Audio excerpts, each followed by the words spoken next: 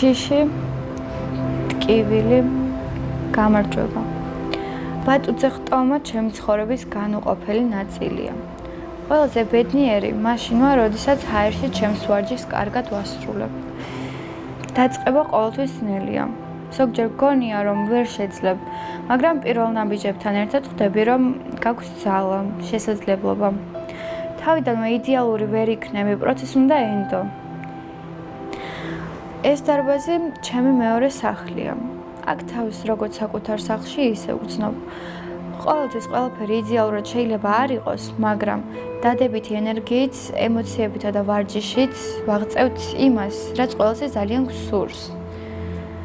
ფიზიკურად ვიცი, რომ ეს მომენტი ძნელია. თითოეული მოძრაობა გიჭირს. ტკივილი, დაღლილობა. ეს უბრალოდ პროცესის ნაწილია.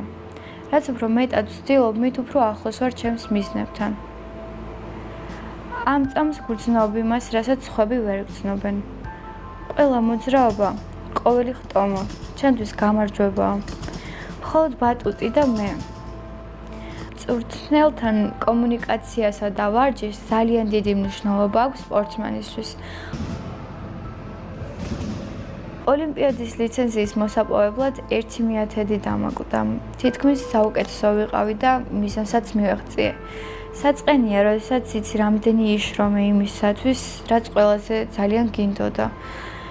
შეჯიბრებებზე ნატკენი ფეხით ვიღებდი მონაწილეობას.